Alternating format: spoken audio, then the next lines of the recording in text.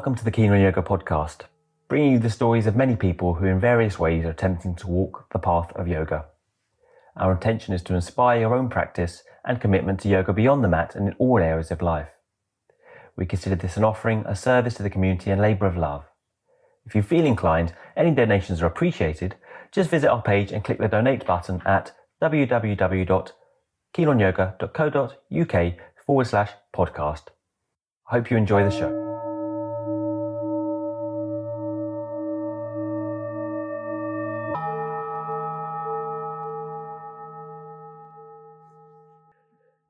Sundernath, Shandor Remete, is the founder of Shadow Yoga.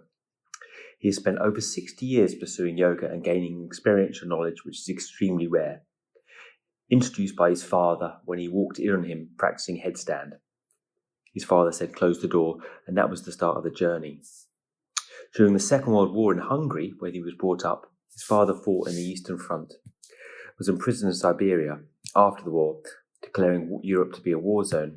His father moved the family to Australia. Having arrived in Australia, Shandor was given citizenship, only later to learn that involved being a conscientious objector, and he was drafted to Vietnam as part of the Australian Army.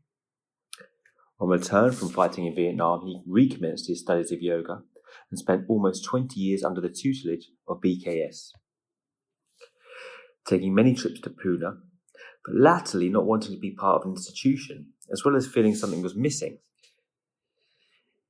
He started seeking out other teachers and more advanced, subtle teachings of Kriya Yoga involving mudras and mantras. He's an initiate of a Tantrik lineage from Nepal. Shadow Yoga was developed when, having found a book featuring ancient dancing figures carved on the stone temple wall of a temple in Tamil Nadu, he went and spent many hours, days and weeks documenting the movements of these figures. And this is the foundation of his teaching today. He lives in Sydney with his wife Emma and also a teacher of Shadow Yoga. He is a charismatic and well-known figure in yoga across the world. So, welcome Shandor to the Keen on Yoga podcast. Can you just explain a little bit of your background with yoga? Thank you. Sure. Yeah. It's very simple. I was introduced to it unconsciously at an early stage, like 6 and 7. My father was a practitioner, so I was born into a household where one person at least religiously practiced it on a daily basis, which he learned in Budapest between the two wars. And he learned from Indian teachers who were quite frequent in Budapest before communism. And so whatever he was passed on, he learned and he was practicing it. And when I managed enough courage to walk in on him in his room at the time of the practice, right, I saw him in this, he was on his head, right? Yeah. So I went in and sat down, and then he just said to me, close the door. And then from that day onwards, I was in his room every day. And he never suggested do this or that. I just sat. Then I started to monkey him. Yeah. And then one day I got really frustrated because I couldn't figure out how to enter it. And I said, help me. So then he helped me. And then from that day onwards, as I got older, he was leaving me. He was a very good drawer. And so he was drawing different asanas and leaving it there with a little statement, right? And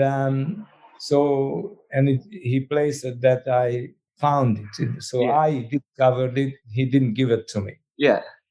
So it wasn't imposed. It was kind of drawn in. Yeah, yeah. So that's how. And of course, you grow up and then you do other things. How old were you when you started that? Around between 6 and 7. So it's a good initiation time. And you continue the daily practice from that time? Yeah, because it made me feel good. Right.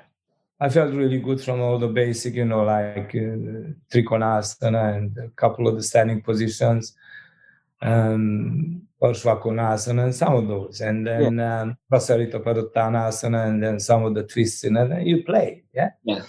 And then, of course, the challenging was some of the splits and then later on the seats.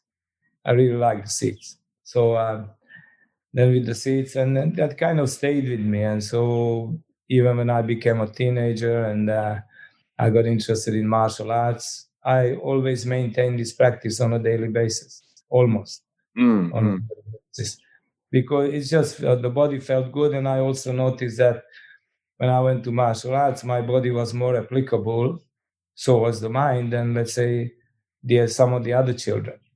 Yeah. And that kind of kept it up. And that was in Serbia, right? Yeah, it was ex-Yugoslavia, so this Yugoslavia. Now Serbia. And so can you just inform the listeners how how you became? I mean, you're in Australia now. You came to Australia when you were 17, I think, right? Yes. So how you got over to Australia, and then your background as you progressed out after teenage years with yoga a little bit. Okay. The mid years. Yeah. All right. So my father, because he was also, of course, the Second World War broke out, and he was conscripted into the Hungarian army. Hungary at the time, like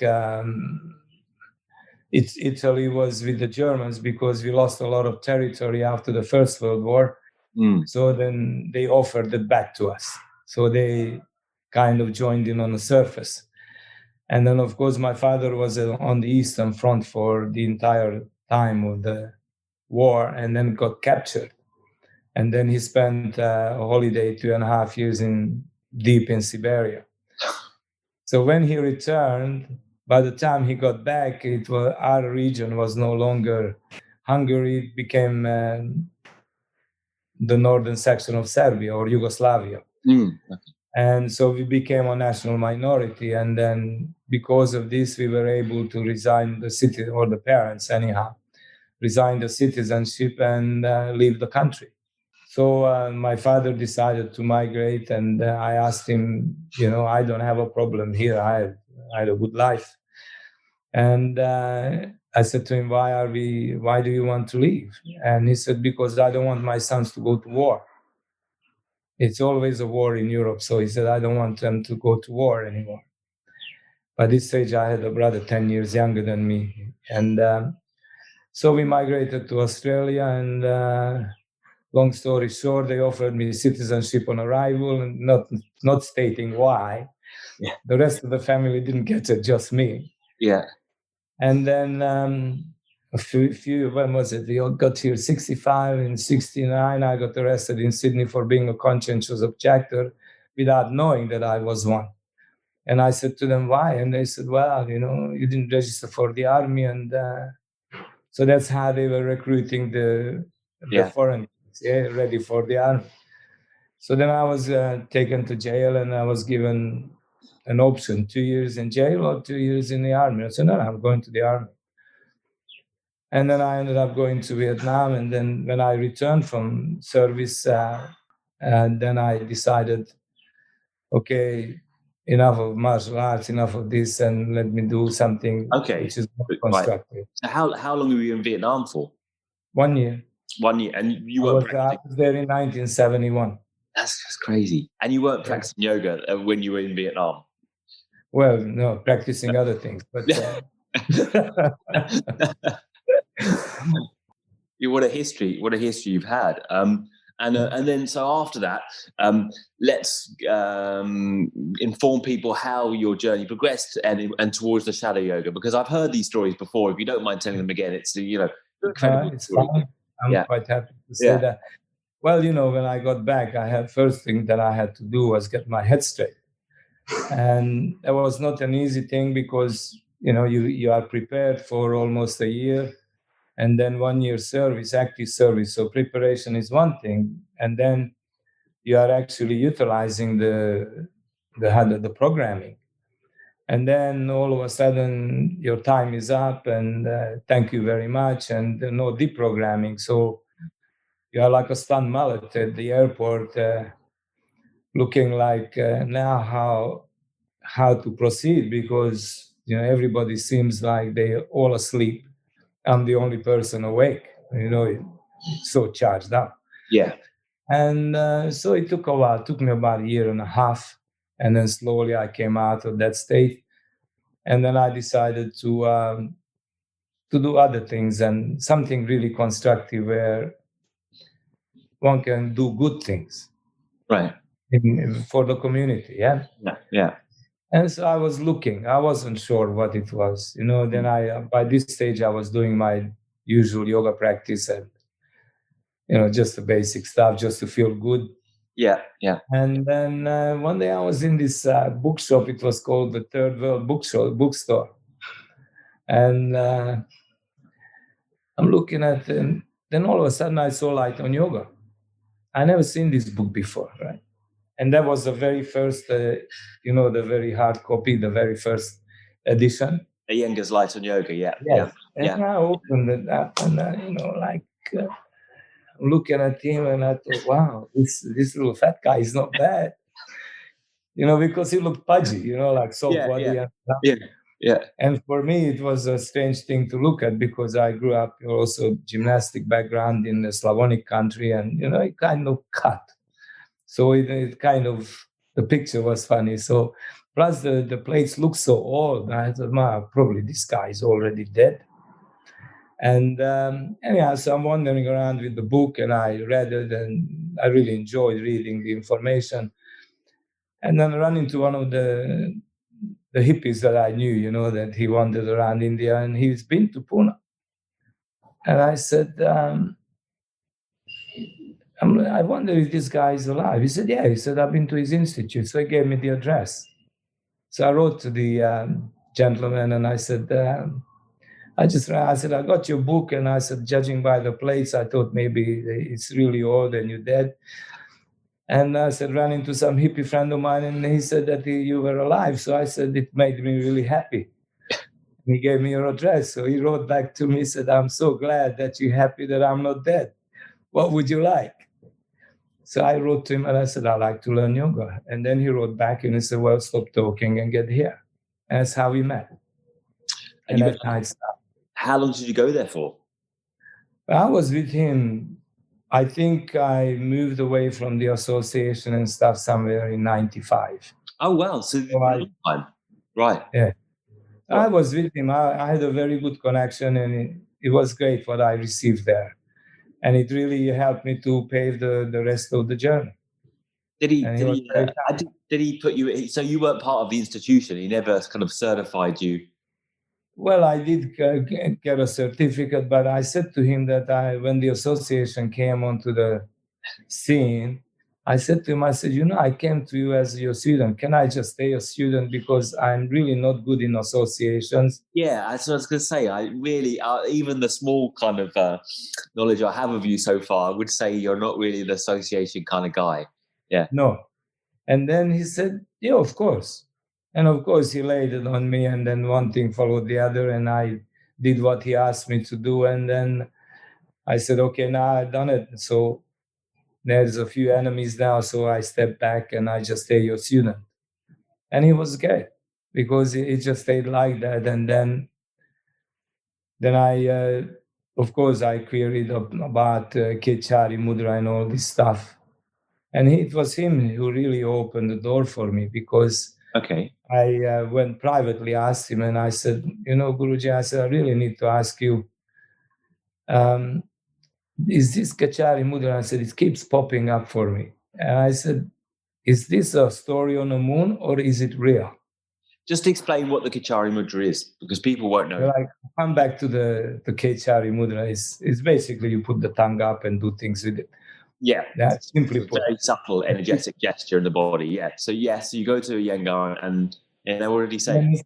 And so he said to me, it's like this. If it's your karma, the gurus are waiting for you. He was fantastic. Yeah? So he didn't say it's not good. He said, no, I don't teach this. I only teach this. Yeah. But if it's your karma, they will appear. And he was right. They did appear.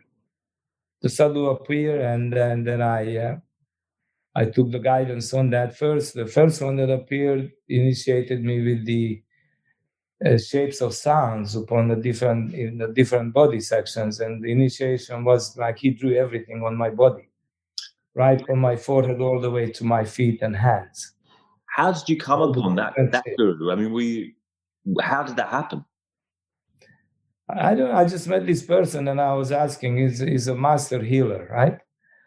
And I just went to see out of, how can I say, curiosity, or maybe I can learn something, because some of these master healers are very, very good with adjustments on body parts, on people. So, with the yoga, you do adjustments.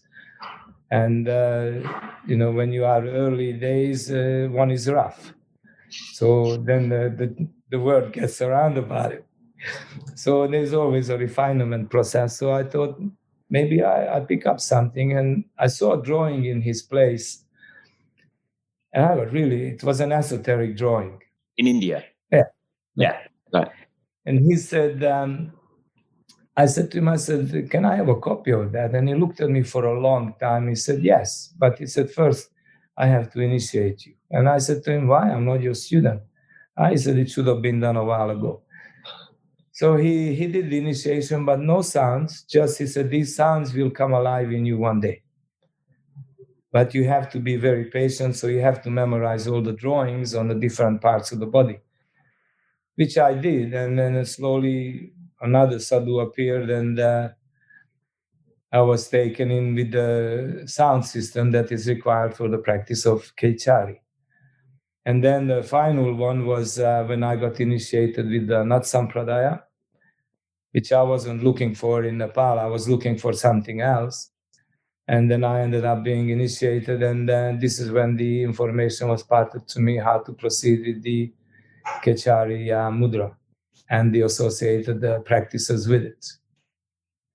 So it was quite a process from 95, but one has to be very patient. And I think it's good for people to hear this, that nothing comes all at once. And it is always better to be patient and wait than looking for it, because you can end up with a disaster on hand instead of what you hope to find. And obviously you're famous now for the shadow yoga, which you finally created your own association, kind of, right?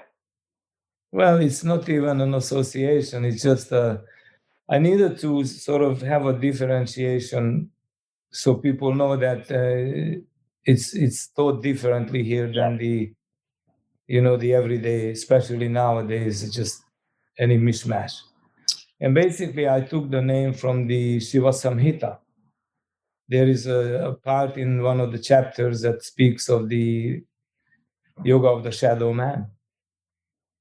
And it is called Chaya or Pratika. And so I took the Chaya term, and it's basically Hatha Yoga. And you're dealing with 7 layers of shadows. The seven different gazes of Shambhavi Mudra, exactly that. And the 7 koshas that are the layers, 7 different layers inside his body. The term kosha means entrapment. Mm-hmm. Basically, every person functions through one of these entrapments, so that's their circuit. And so the idea is that if you follow the appropriate practices, preparatory work, and then slowly, as you're ready, you are going through the different layers and becoming conscious of them, and eventually you get behind them. And then you manage to sort of utilize their energies instead of either repressing them or denying them or whatever. Mm-hmm. Before we get, I know obviously I want to talk about that a lot more. Before we get into that, you got to tell the story about how you came into, developing this shadow yoga with the temple. Oh, with the temple, yeah. Well, I was teaching in Boston. It's bizarre, because that was my first time in Boston, and just in the center where there was a big center, so the other things were happening, and this person walked up to me and put this PDF in my hands. It was a printout of the Pashupata Sutras. And I never heard of it. And the person said to me, one day you may be interested in this. And I kind of looked at the sutras, looked at the person, and then he disappeared. I never ever saw him again. So I started reading, and I got very interesting because the sutras were much more cryptic than Patanjali. And then when I looked in and I started researching, they outdated all the tantrikas. They're the oldest tantrika group that came from the Harappan civilization of Mohenjo-daro, which is now the present-day Pakistan, near the region of Lahore. Right. And it was them who worshipped the Lord Pashupati in what, the horned god sitting in Mula Bandhasana, whose proper name is Bhagasana. So the Mula Bandhasana is a later name. It means the same thing. Kind of precedes, is very old, right? It's kind of very old. And, yeah. And these were famed for doing the Shiva Tandava, a particular dance. Right. And of course, we have to be very careful with the dance according to the Shastras in India, because you have Nata, Nacha, Nritta, and Nritya. So Nritta is called the pure dance, and it is for the cultivation of the inner quality. The others are all performances for, storytelling or stage production or, drama. Mm-hmm. And so I got very interested in this, because then I came across also drawings of Gorakhnath, Matsyendranath, all the great Hatha Yogin masters, all in karanas. Karana is a term for the dance positions, right? The dance shapes, yeah, and the standing work. And I thought, wow, so if these masters are portrayed symbolically in the karanas, that means they're the extension of the Pashupatis, because the Pashupatis, they had a second research, 1st century AD. They went underground around the Lord Buddha's time and Patanjali, and then they reasserted from Gujarat in the 1st century AD. And then again, they went underground around 6th, 7th century. The second last guru was Kaundinya, who's a great Hatha Yogin as well, right? And he gives a bhashya on the sutras.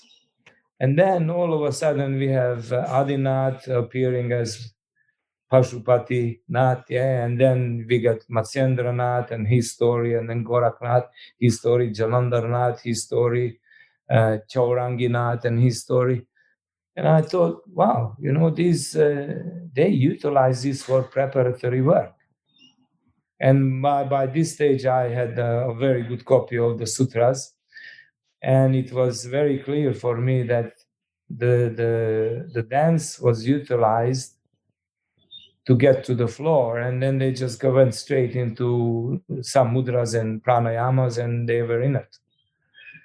And I thought, okay, this is very good. So I started researching, and I heard of this temple down in Tamil Nadu, the Lord Nataraja's temple, Chidambaram. And I just wanted to go there, and I thought, okay. So I arrived to the temple, and as soon as I got to the first gate, I approached it through the eastern gate. It's a massive temple on 24 hectares. I looked up and I saw all the 108 karanas carved in, light on the gopura, and I knew why I was there. So then I go in, I go to the priests, and I'm asking, and they say nothing. They probably didn't want to give any information, or it's gone out of style.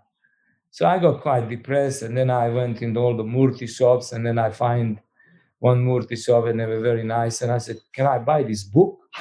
They said, oh, we have one copy. I said, I'll give you $500. Sell me the book. And they said, no, 10 rupees will do fine. And so they gave me the book, but it was in old Tamil. So, I'm not further down the line than before. So I went back and I just sat around the gopura. And then one day, I think third day there, and I'm trying to sort of figure out what I'm looking at. And then I'm looking at the book. So this Baba was next to me, and he touched my foot. And he said, you interested in that? And he was sadhu. And I looked at him and I thought, okay, now he's after bakshish or sadhu. So my first reaction was to tell him what to do with himself. Then I thought, maybe not. And I said, yes, I am. And then I ignored him. And then again, he tapped me and he said, come with me. So he took me to the middle of in the temple. And there was a hall called the Hall of Thousand Pillars. And, it was beautiful. And then on the outside, it was on a platform, but it was the platform, the base of it was overgrown with grass. And he just moved the grass. And there it was, the basic practice with the karanas that are important to use for self-cultivation. Yeah. And then I said to him, you know this? And then it was my turn with my mouth fell open because this Baba just did 3-4 moves and then a couple of simple ones. The next thing, his leg was behind his head without touching it. And then I said, okay, there we go, Sahaja Avastha, the natural state. And then, of course, so he was very kind and he showed me and he took me through a number of times. And then a couple of days later, when we parted, I said to him, he was wondering, Baba. Yeah? I said, where am I going to find you? And he went like this. I said, okay, I got the message. And then I just took it on from then onwards. And then slowly, other information started to come in. And then then slowly next to the prelude system that Shadow Yoga has, then we started to introduce the karanas. Right. So, I mean, just on a very basic level, explain the preludes and the sequences. Is it like an Ashtanga? I mean, most of our listeners are more based in the Ashtanga, right? So, yeah. Do you have the series? How does it go? The Ashtanga is more linear, right? Yeah. So when and this is what I use when I started to see a lot of the people, like, okay, some have ability and availability, but it's just kind of, as they call it, 10% luck. Mm. And, you can only run on luck for so long and then you run out of luck. And then what? And a lot of the people that were coming to the school, they couldn't even stand properly, couldn't squat. And I was not into props. So so I started to draw upon some of the martial things that I knew, the one leg straight and single-legged squat on the ball of the foot and then squatting on the balls of the feet, just to teach people to how to lower the energy of the body, how to raise it. So, and a lot of them could go down, but could not come up because the legs were weak. And of course, when they complained that it was, and I said, look, you can't even squat and you want to do something difficult. I said, you can't squat. That means you're constipated all the time. So let's get first things first. You need to have empty bowels to be able to do some good yoga. And then they started to see the realistic side of things. And then they started to come. So we have prelude. Prelude means you work this, and when you can happen with it, then we start taking you into the linear activities. And the preludes, they're involving, as I remember, because I've done a couple of shadow yoga classes. Yeah. The preludes are like a squat on a low squat with one leg out, and then a lot of twisting and turning between the sides, right? Yeah. They're just side movements, and so slowly moving the energy, loosening the system up. Right. And then once they qualified for it, and then we can teach them, like Surya Namaskar proper, Prasarita, the Trikonasana, some of the variations in Prasarita. So slowly like that. And then we started to take them into the much more organized, proper yoga dimensions. But they had to earn it. So same is also the people who are teaching it. And they had to die a few times before I agreed for them to do it. And, they had to have their own schools and they had to rely on their own understanding.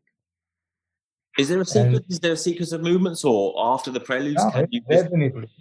Right. They had to learn the preludes. They had to learn, and they'll be very sufficient in the preludes. And then, of course, what we call the asana angaharas. Angahara means arrangement. So some of the asanas in a particular arrangement for the sake of learning. And when they cover that, then they had enough material. If they wanted, if they had the quality of a teacher inside themselves to help people, then they ran their own school. But they had to find a name for their own school. And they taught in a shadow style, but it was their school, not ours. Right. But the arrangements are given by you, or does someone make their own arrangements? No, the arrangements are there. It's the sequential arrangement, how to proceed and train people and guide them towards where they need to be. And then, of course, there is eventually comes where you don't need those arrangements. I never got clear whether the arrangements you found from the book or whether you kind of utilized your own knowledge. I used old textbooks and old drawings from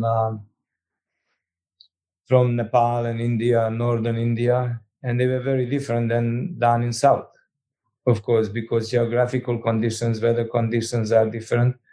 So definitely different ways, different rhythms were utilized. So I drew upon that plus my own practice, and I never introduced anything I never put to use. So, would you call yourself traditional? Would you call yourself traditional? And you know, just definitely. Well, let me put it to you this way: the Nath Yogins are orthodox in following the rules of the universe. Heterodox in their learnings and arrangements, and are completely unorthodox in application. Okay. It's so yes, you have the basic rules of learning. The term Adesh with the Nat Babas, it means it's just a reminder when two of them meet one another, they say Adesh. Adesh means a reminder that there's a universal order and one must learn to follow that accordingly to its unwinding. So eventually that will flow through one. So there is definitely the basic things you have to learn with the body. It's like learning the alphabet for any language. You don't know the alphabet, forget it. Because you don't have a sound system to organize into syllables and then later on into words and then sentences and so on and so forth. This is no different to that. But once it comes to learning arrangements and stuff, then that's why there's so many different school traditions in India. This tradition follows in a particular way, that tradition. Then you got the Ashtangas, they did this, and like Mr. Iyengar and Patabi came from the same guru, and yet they're so different in their representations. But so this was always allowed. And when we look at the procedures of the arrangements and activities, you learn, let's say you learn a set of asanas, standing work, seated work. You have unfolding movements, which are what nowadays called back bends, and then folding in movements. And it's all about folding the navel. And it's not about doing things with your hips because the hips are stiff, they bone. But it is a soft energy that allows the folds, and then the bones will just carry that. And the inner shape is always a subtle shape. So when you do, like nowadays, they do Paschimottanasana, people say, I'm doing a forward bend. Excuse me, you're not going forward. Forward is there. You're folding down. That means you're talking west. That means what happens in the west. The sun goes down beyond the waters in the west. The navel is the sun in the body. So that has to sink behind the second chakra. What is it saying? Unfolding beyond the waters. So definitely this is where the opening is for the posterior nadi.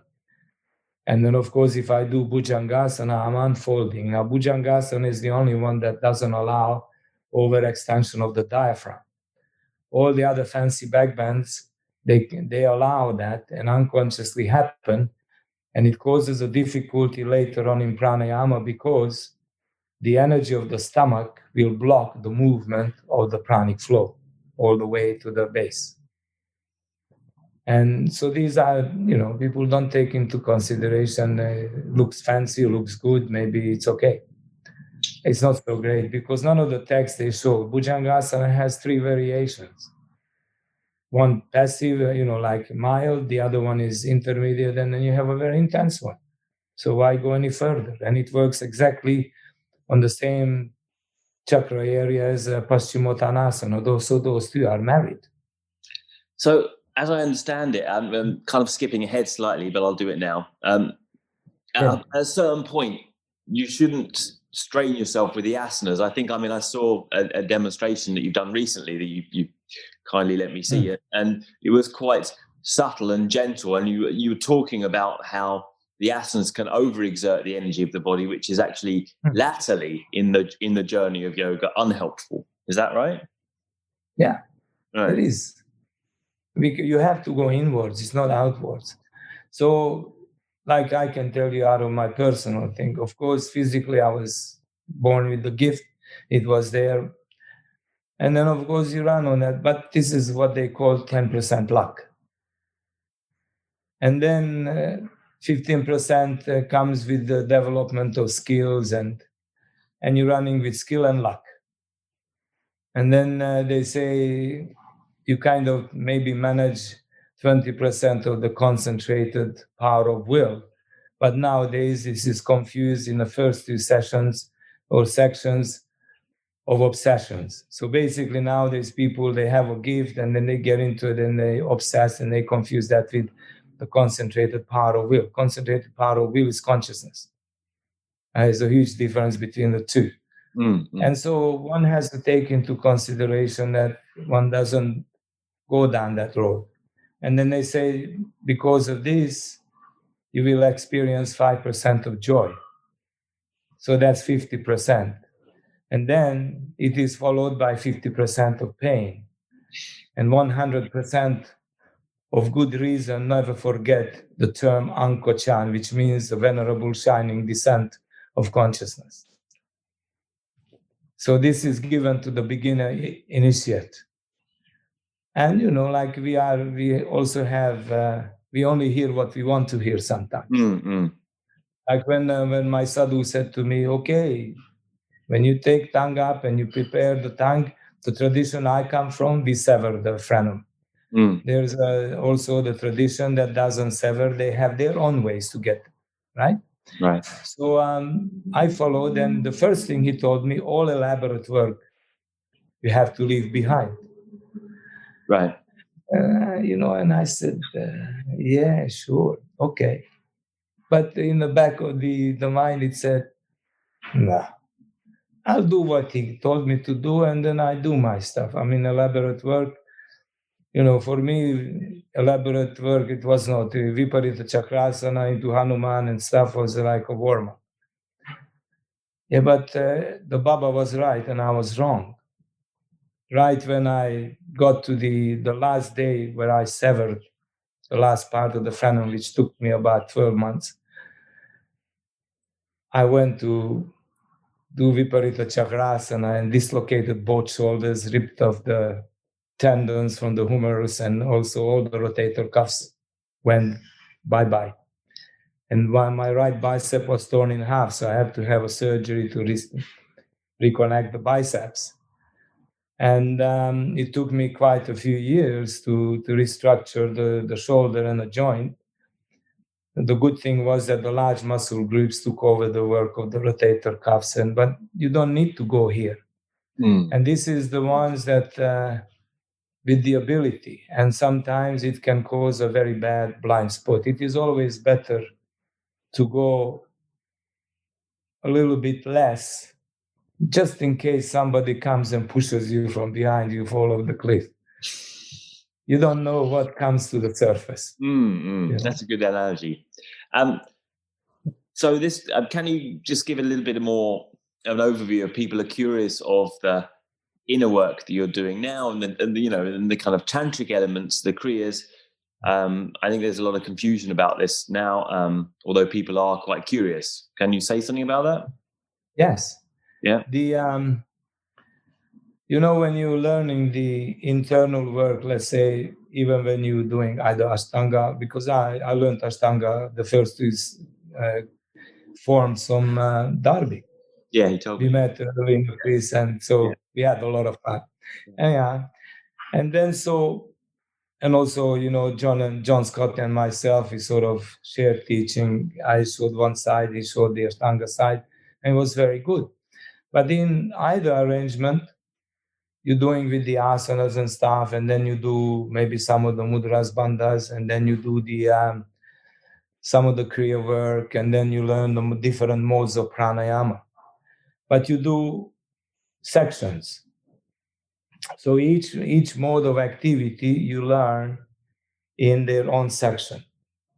And for learning, it is very good. But for life, it is not good. I just quote my sergeant when I arrived to Vietnam after being prepared for everything, and then we landed on the tarmac, and he said to us, "Welcome, darlings, and just one piece of advice. Whatever they taught you back home, you forget or you'll be dead by the end of the week." Now, super soldier, and then a sergeant receives you like that who already spent 5 years in that zone, yeah? Professional soldier, so you hear him. And then you begin to understand that what you learned was okay, but here is real. You're not dealing with some premeditated activity or safe activity. Here, you're on unsafe ground. You're in life, right up to here. So it is the same. So you learn all these different modes, the different modes of pranayama. And when you start going in towards the inner work of which requires some of the asanas, but mainly mudra work, and then some of the mudras are bodily mudras, and the others are the kechari, and some of the other ones are mental during pranayama. And of course, you also have to learn mantra, sound. And the appropriate mantra goes with the appropriate activity. Otherwise, you get nowhere. So when you start learning all these things, you learn them all, and then people don't know what to do with them. But when you start to go into what they refer to as a Kriya Yoga part, this is when all these different modes that you have learned, you take the different modes of the pranayama and the kriyas and this and the mudras, and you bring them all into one single effort. So to give you some idea, right? So I prepared, let's say, the physical part of Kechari Mudra. I mastered Mahamudra, I mastered Mahaveda, and Garbha Mudra, and Kapalyasana or Kapali Mudra, which is nowadays called headstand. And then... you do with a pebble, by the way? Yes, I will talk about it. Yeah, I got it here. Okay. And so then you learn Nauli Kriya. Yeah. And then Bastrika Pranayama, Kapalabhati. And then you got Nadi Shuddhi. Then you have Surya Beda Pranayama or Chandra Beda or Anuloma Viloma. So these are different modifications or manipulations purely for the mind.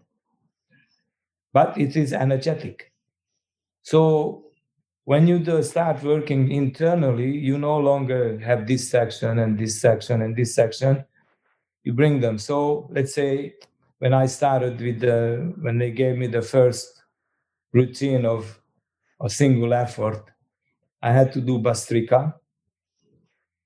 Then, of course, I had to do some preparatory asana to get to this point. So I did Bastrika for about 3 minutes. Now my tongue is up. I don't use my hand to do this. This is nose torture. It's the tongue that does the manipulation of the nasal passage. And so when I do 2 to 3 minutes, it's like some days it's only 1 minute because you have to respond to what's in here.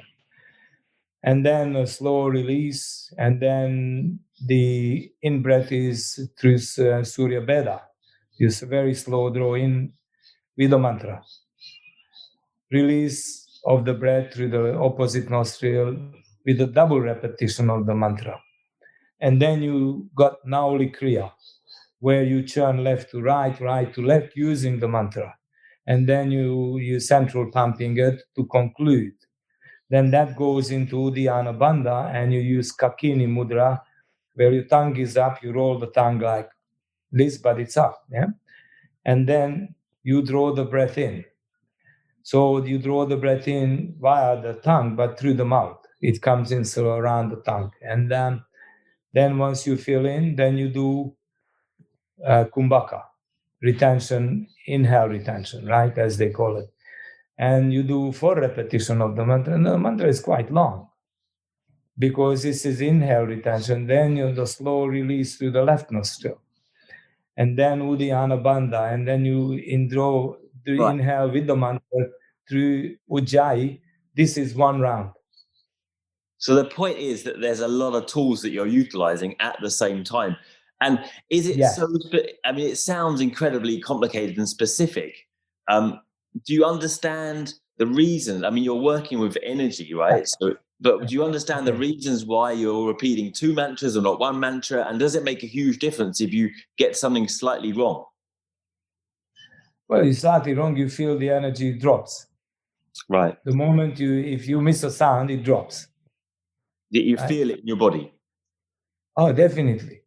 The mantra gives the body, the subtle body, right? The subtle energy inside the downward channel of the tongue, which is also the downward channel of the Sushumna Nadi, as they call it.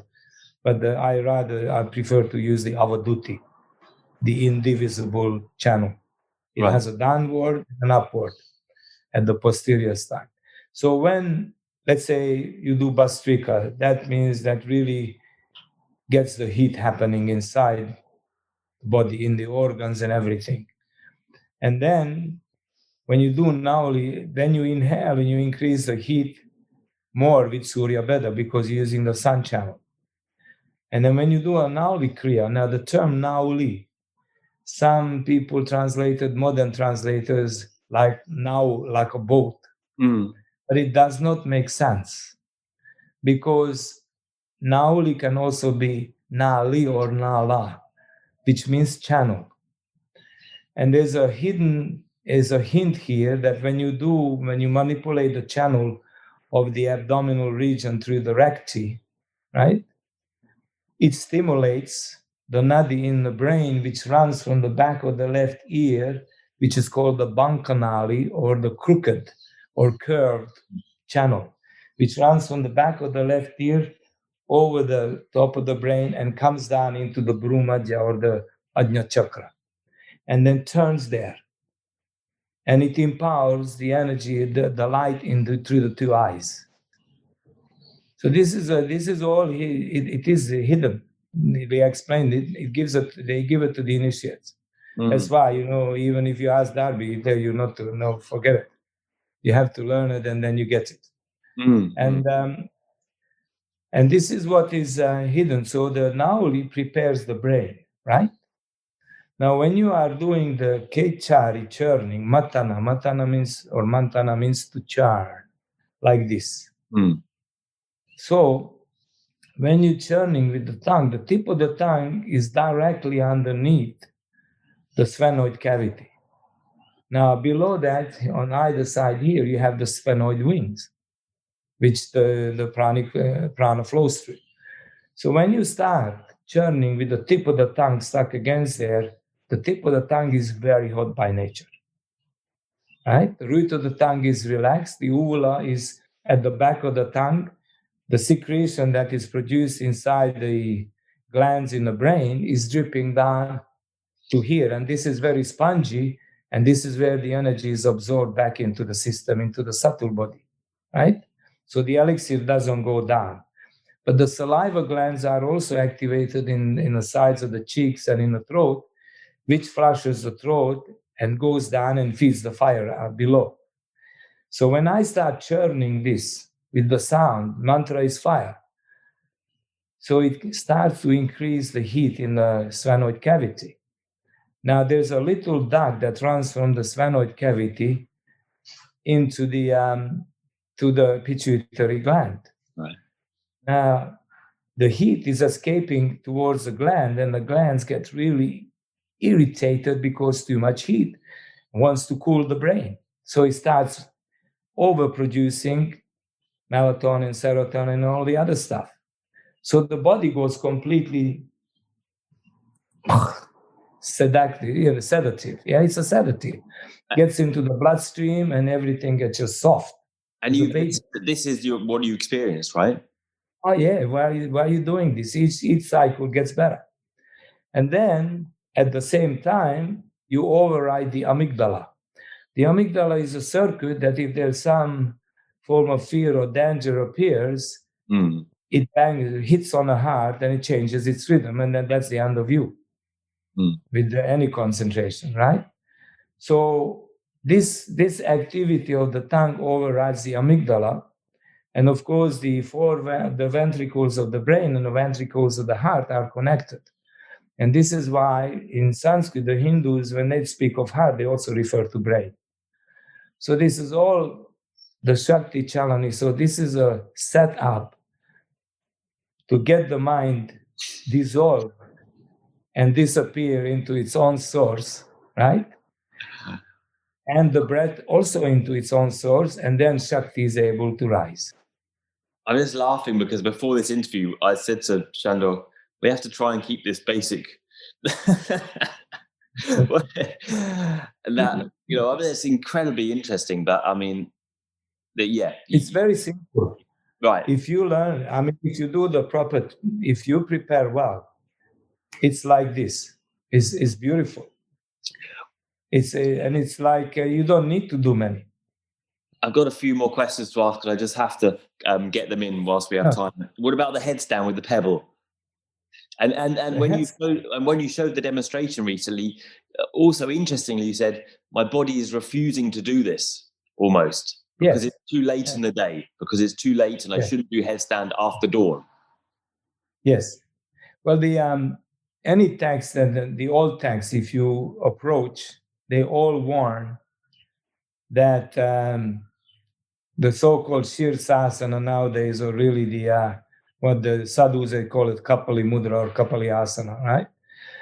They give a warning that this asana or this mudra should be done prior to sunrise, around the time of sunrise, not before, not around midnight, or not any other part of the day.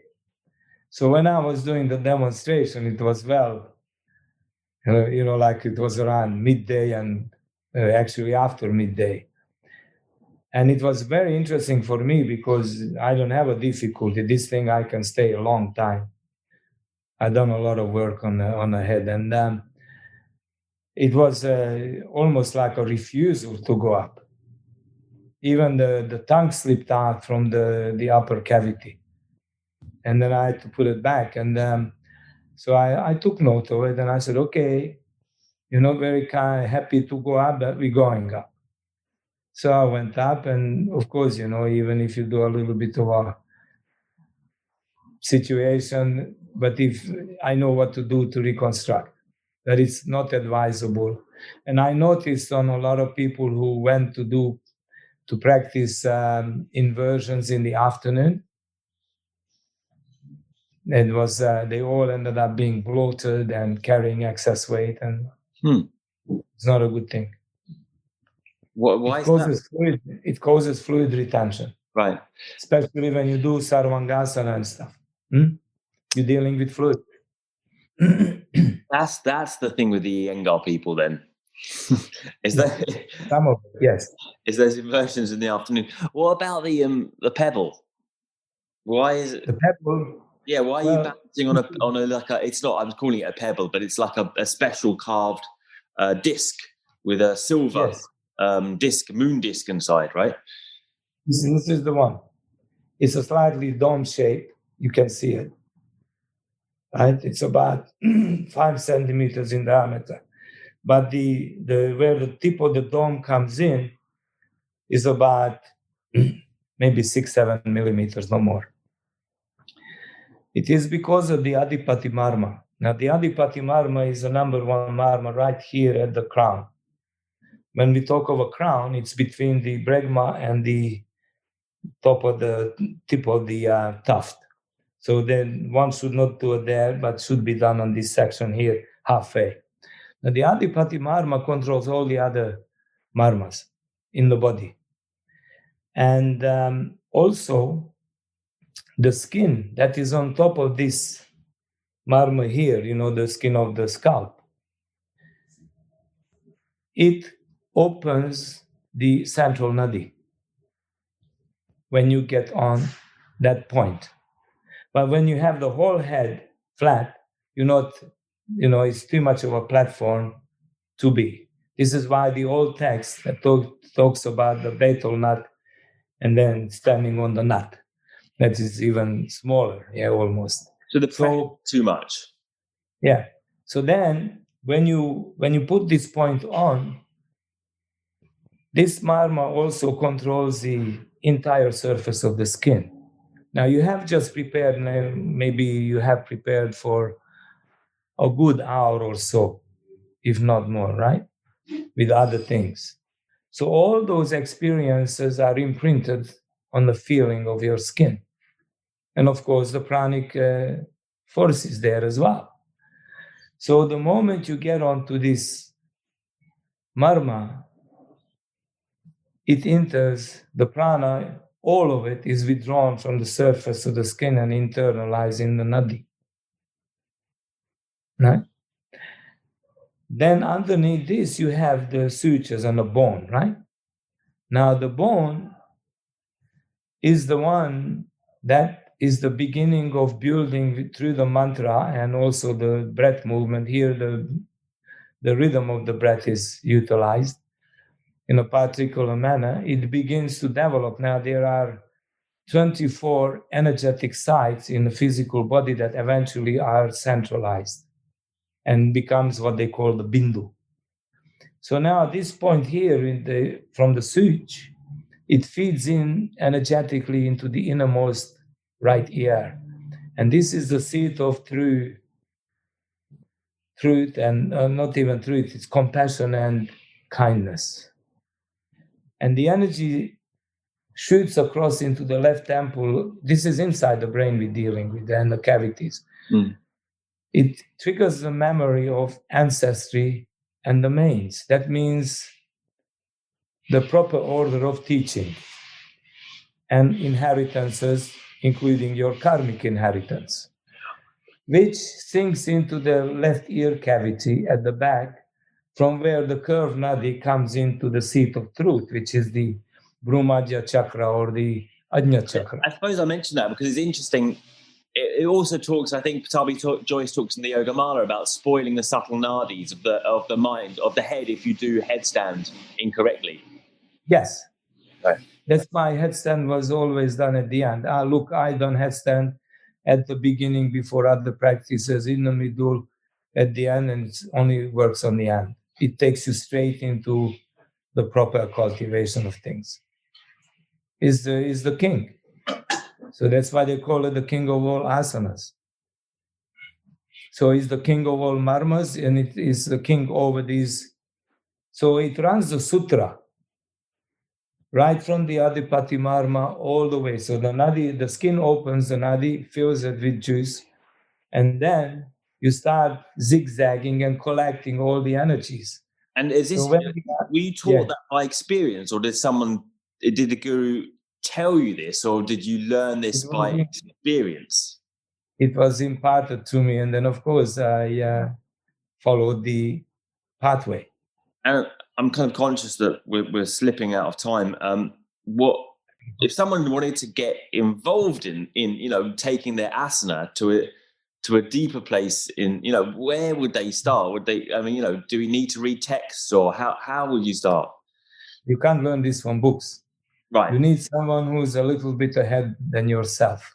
Right. To avoid shortcomings or injuries, because like when you start going internally, the injuries are difficult, and if you get an injury, it will take a very long time to heal. Now the other thing that goes in hand with these 24 sites is the movements of the moon, and Gorakhnath very clearly explains this in Siddha Siddhanta Padati.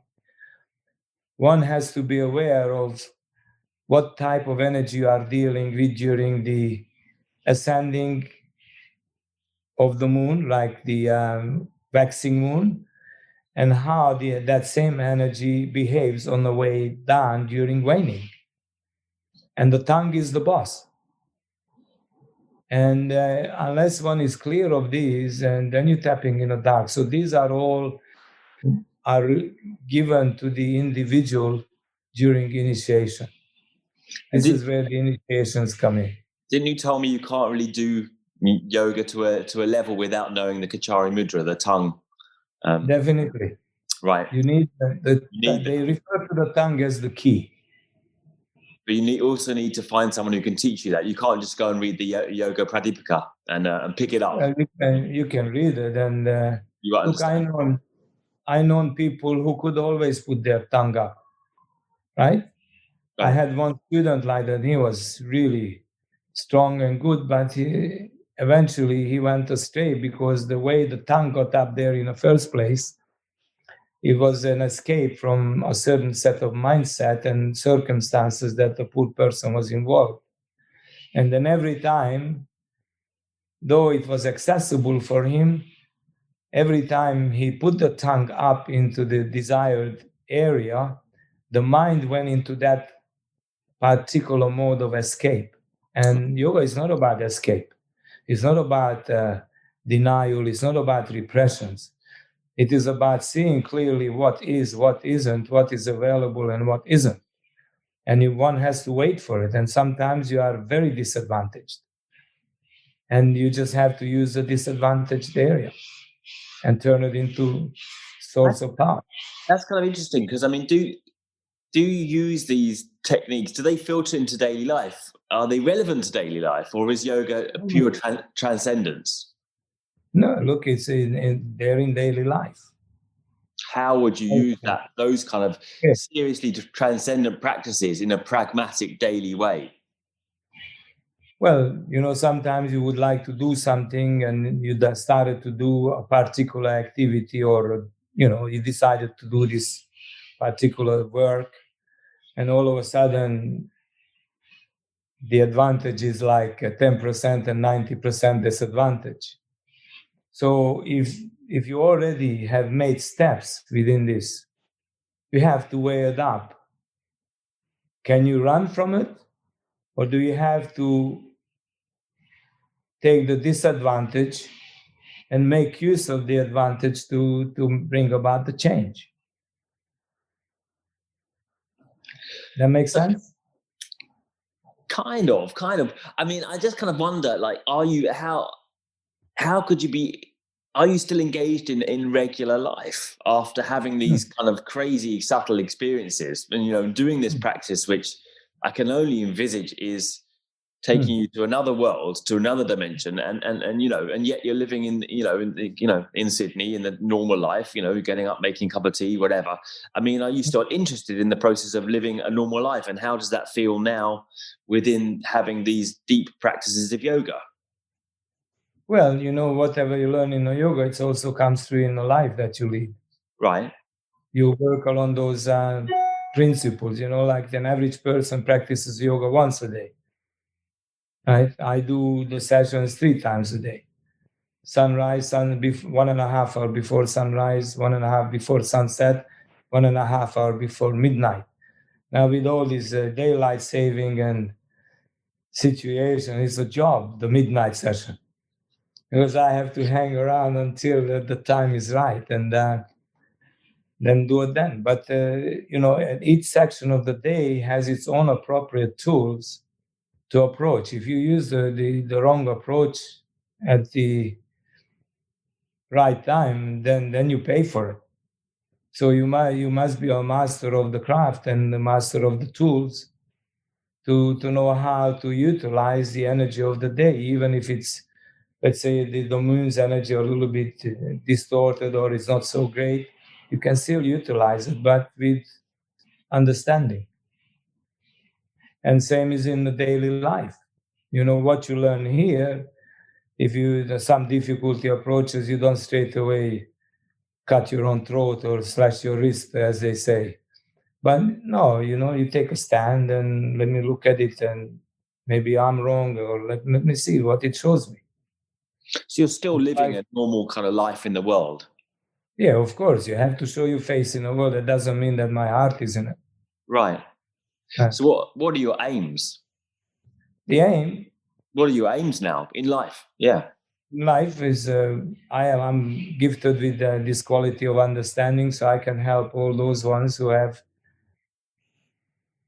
in line to learn, the ones that want to learn. Yeah? So compassion is still a big part of it. Yeah, well, it's a nice gesture. Do you need to do it? It's not a need. It's just it's a good quality. Right. Keeps the mind in a good space. Right. It's the mind that causes difficulty always. It's not the body. Body has courage. It's the mind that carries darkness. Then, and the speech carries the particles. So when you look at the body as the courage, why? Because it doesn't matter what sort of situation the mind works out, the body will follow it. Like a child. So it is the mind. If it's dark, then the body suffers, but it has courage.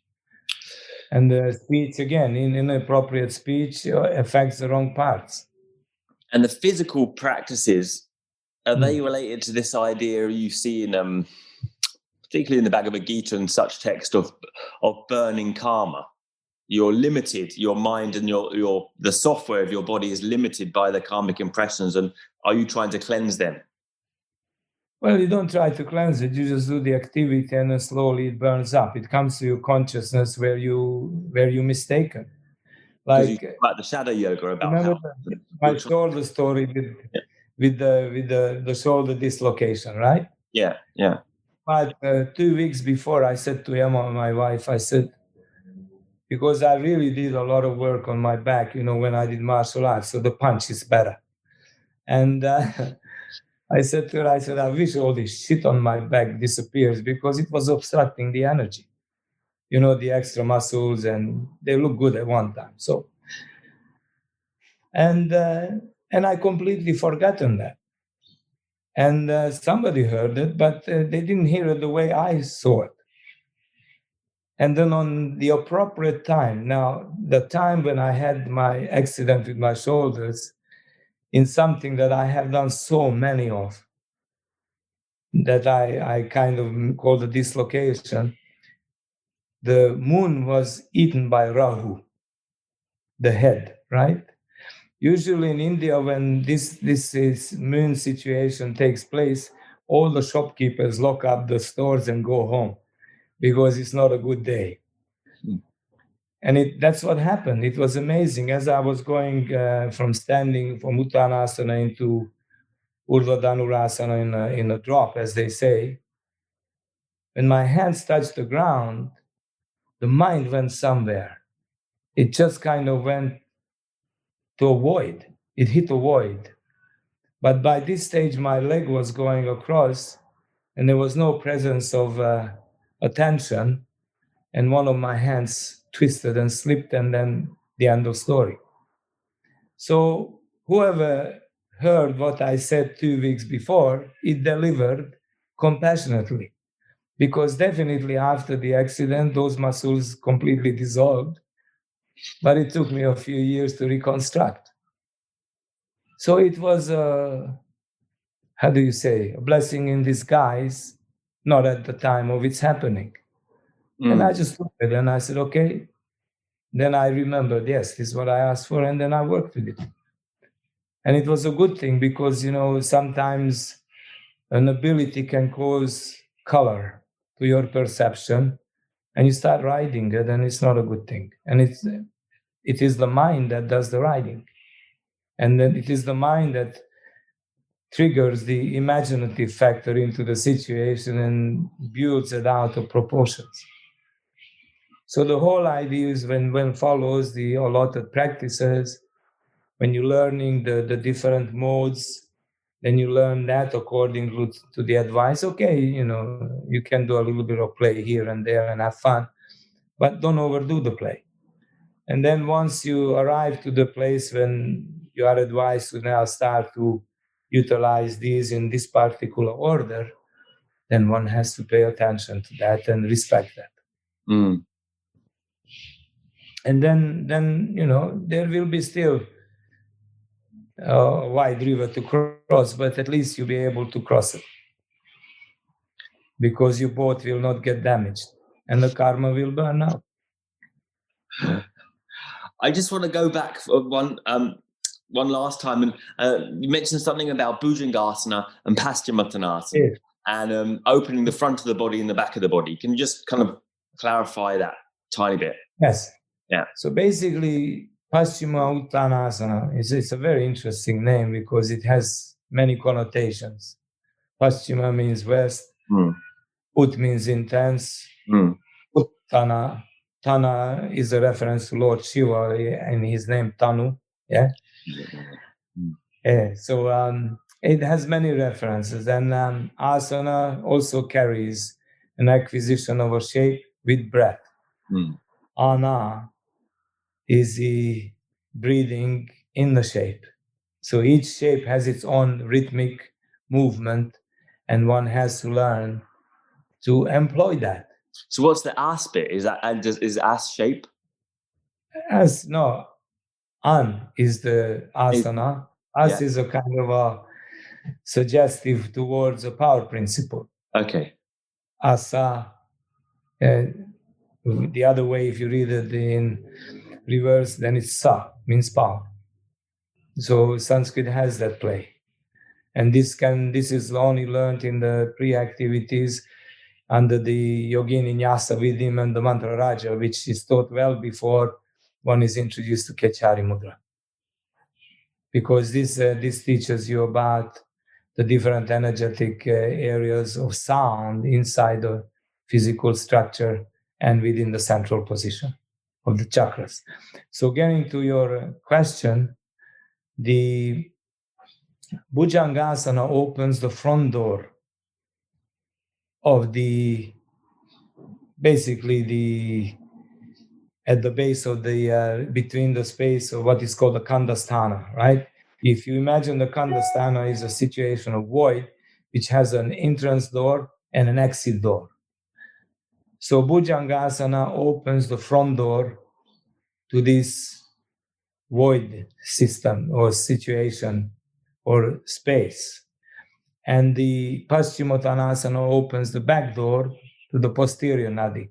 So the energy is brought down through via the action of the tongue, the Saraswati nadi, and also the Avarohan nadi of the Sushumna.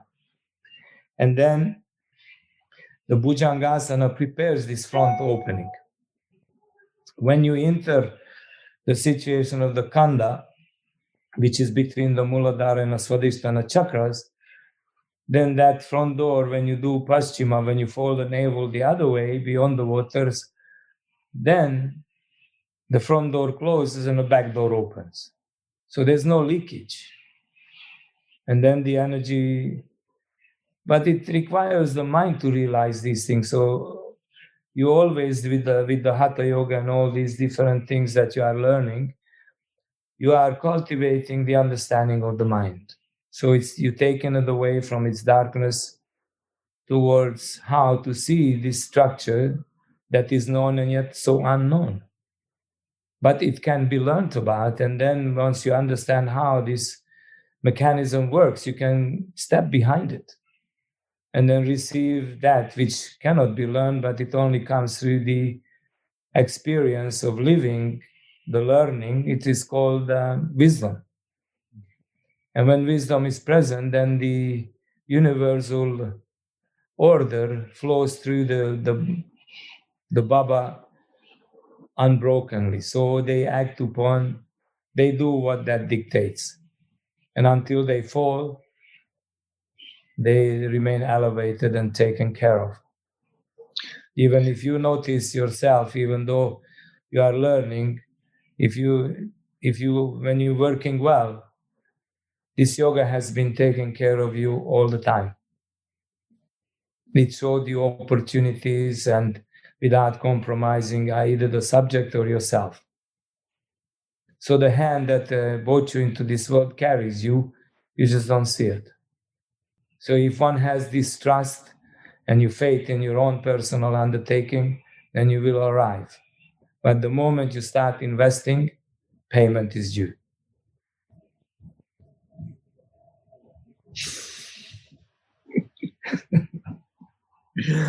Man, I liked that. When I was dropped off by my father at the airport when I flew to Vietnam, he said one thing: only do what is required of you, not more, not less, just what is required of you. More will be expensive, and you drag it all your life. And this more always comes in at the time of fear. And fear is there as caution, but one has to learn to befriend the fear. You befriend the fear, and that is your best friend. Because there's nothing to be afraid. That is a very kind situation. It's just there and it takes you. Well, the inability of living life, that is the difficulty. So yoga teaches that. And then you can live in the twin world. Fantastic. I've already had a conversation with Shandor, but I'm really reluctant to finish this off. I'm going to finish it now. I'm also reluctant to ask this stupid last question, but people like it, and I'm kind of curious. What do you do like for fun? Like I always say, I stopped using the term, but people kind of liked it. What is your guilty pleasure? I mean, that's a ridiculous term for you, but what is your kind of sensory pleasure, or a silly? Do you do anything like that? Why not? There's always something you can do. And it depends what the mood is. Right. So you watch TV? Of course. Right now we're watching The Crown. Yeah, me too. It's fantastic. Yeah. Very good, isn't it? A very beautiful session last night because the Queen was asked the question if she had favorite children, right? And she couldn't give an answer. So she met each one of the children by themselves at the different stages. And then she got to know who was who. Sometimes it is a confronting question. I have 4 children, right? So it's called, there is always one called the unbiased favorite, without having to say anything. Someone, the one of them that you gel with, that doesn't mean you don't love the others, but there can be a situation of war there. I mean, definitely I was no fun for my poor father, but we had our differences, but at the same time there was great learning there, so it's fine. Thanks for coming. Good cup of coffee is a good way to misbehave.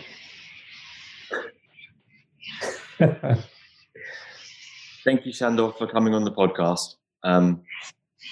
You're welcome, and thank you for having me on it. It's been a great pleasure to meet you as well. Thank you.